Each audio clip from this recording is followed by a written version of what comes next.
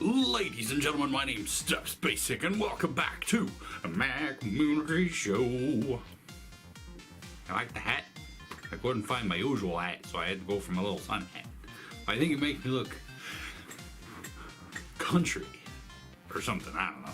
But anyway, that's not important. What's important today is our discussion topic, which is probably the considered the most special event in every gamer's life. Well, year anyway. And that is specifically E3. Yes, that is a place that I have been dying to go to since I was a wee lad. Well, basically my entire adult life. Because, oh my god, we're talking about the Game Expo. All of the big name people there, all of the little name people, well, not all of the little name people, but a bunch of little name people are there. Some YouTubers go there, get to enjoy it, and I've been wanting to go there forever. But, sadly, it's expensive and I can't do that. Get out of here, you little string. So, sadly, I have to rely on videos on the internet. But, this year, I have seen so many things I've been like, oh my god. Like, this looks amazing. Now, admittedly, they're falling into the same trap as a lot of the Hollywood thing is. Basically, reboots, sequels, remasters, but there are also so many original things that just haven't occurred yet. Now, the first thing I want to talk about is obviously Fallout 76. Now, you know, if you've been on my channel for a while, that you know I love the Fallout series. Maybe not particularly the stories, but I love the open world and the freedom that comes with a Fallout game. And as such, Fallout 76 seems like it's going to be right up my alley. However, they have announced that it's, I want to say an MMO, but it's not necessarily an MMO. Because there's a lot of interesting things that they've been releasing about this, and I'm a little reticent to say it looks good. It looks beautiful, don't get me wrong. Graphics, gorgeous. West Virginia, right around my neck of the woods, pretty neat. And, you know, you're getting more into the whole what happened before time, and that's the sort of thing I've always been intrigued by. But at the same time, the idea of having other people around just kind of makes me nervous. Now, don't get me wrong, Bethesda makes some good games, and you know, Skyrim and well, basically the Elder Scrolls series and the Fallout series are like some of the best. There was also Dishonored, and well, you guys are gamers, you know what I'm talking about. And as such, it's like they do one-player games very well. And that's what makes me nervous, because they're branching into something new. Something they haven't really necessarily tackled before. Now granted, yes, they do have ESO. I've never played it, but I've heard that it's not bad. Not bad is sometimes the best rave review you can get for games like that, because the, what do you call it? The experience varies from player to player.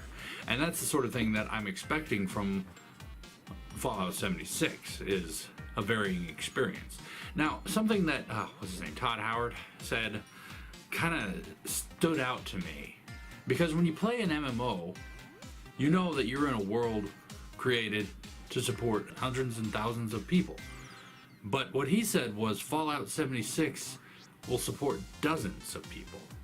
Now, depending on the size of the map, that means you could literally find your own niche in the world. Find your own area and build that place up. As opposed to every step you take, you run into another player. And that sort of thing kind of appeals to me, because, well, much like I play Warframe primarily single player. But I do like the fact that I can go and talk to other players if I want to. So it's like, it's a single player game with a multiplayer aspect. Silent phone. Which I kind of find neat, in a way, you know, because unlike the Warframe world, which is you on your own until you choose to interact with other players, Fallout 76 still has the opportunity to come across other players, and one of the elements that they were talking about, while sounds freaking awesome, also really opens you up to getting messed up a lot. Now, I don't know how permanent this is, but they were talking about being able to find a nuclear silo and launch a warhead at another player's base. Now, we all know what that generally means. That means that, that place is gone. But that raises the question of how permanent is that? Is all of your work suddenly gone? Like, if you've been working on this awesome base for the last 3 months, is it all now completely gone? Or will it, like, respawn after an hour? These are the questions I have. This is why I'm a little sketchy about how I feel about Fallout 76. But on the same note, they did finally, even if it was just a teaser, announce Elder Scrolls 6. Technically, this was supposed to be next in line, Elder Scrolls 6, because they already had Fallout 4, and they've been basically just putting Skyrim on everything. They had a really funny skit on that. If you haven't seen Bethesda's presentation, you should check it out, because they had a hilarious skit about where they're putting Skyrim next, and you should watch that. And they've been putting Skyrim everywhere. But now they finally put a teaser out. Teasers. I hate teasers. But they put a teaser out saying that 6 is coming. And there's a lot of speculation on where it's going to be. I, for one, want elsewhere. But at the same time, it's like, we've got jungles and we got desert. Woo! And from the teaser trailer, it doesn't look like it's going to be in elsewhere. It looks like it's going to be in High Rock? One of the two.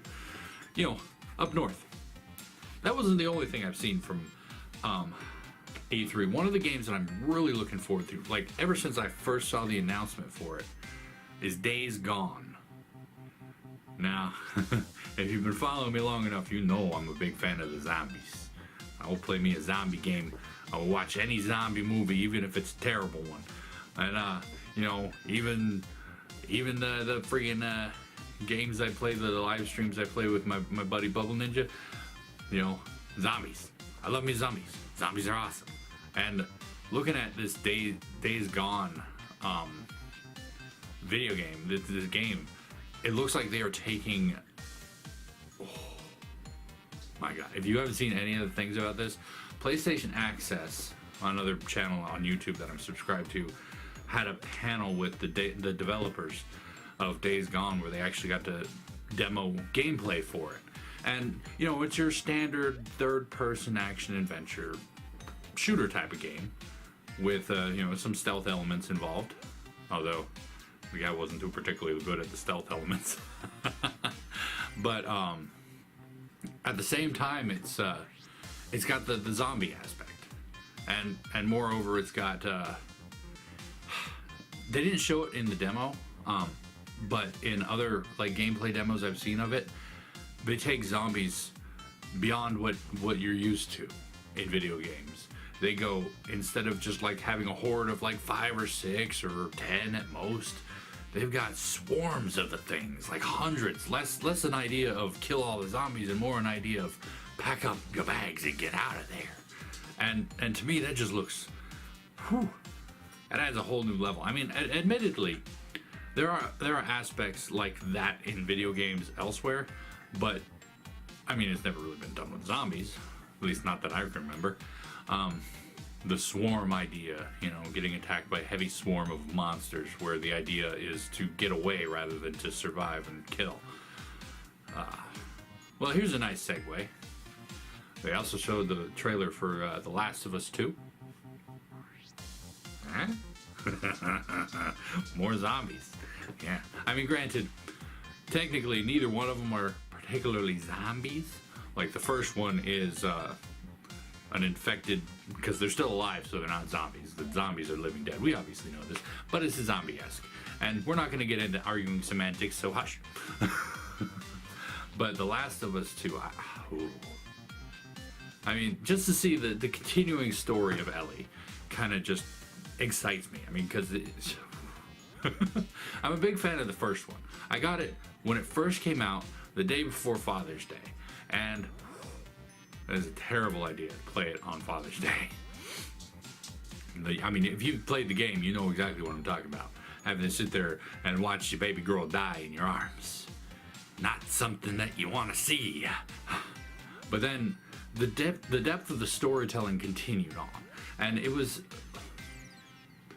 it became less about the zombies and survival and more about, it became less about the zombies and trying to fix the world and more about just trying to make it, trying to survive, and how people there's no good and evil in people. It's what you can make work for you. And that's demonstrated by the ultimate choice in that game, and I want to see how this is going to play out in the sequel. I want to know, is Ellie going to find out? And how is she going to react? Like, she could have been the cure for the world, but Daddy said no. What other games are we looking forward to? Kingdom Hearts 3. My goodness. Now, you know, I've been trying to get back to my playthrough of Kingdom Hearts 1, and I really want to beat 1, 2, well, the whole pack that I got. I want to beat that before 3 comes out. But 3 is coming out soon. I need to get to working on it. But I mean, they showed us some new worlds about where that's going to, like Frozen. They got the Wreck-It Ralph and the Ratatouille and everything coming out to it. I think the Ratatouille is going to be more like what they did with the Little Mermaid in 2, though. I don't think it's going to be like a full world, more of a just stop by here every now and again and have something happen. But then again, I could be wrong, because I just got a glimpse of it. Nothing actually concrete or anything. So anyway, that's all I've really got to talk about, because honestly, I haven't been able to fully immerse myself into E3 stuff yet. Been really busy here at the house. And but of what I've seen so far, this is what I'm really looking forward to. What sort of things are you looking forward to when it comes to the E3 announcements? Like, do you have any particular games that you've been waiting for that they finally announced? Or, like, was there a sequel to something? You know what I'm talking about. Is there anything you were interested in the E3 conference? If so, comment down below.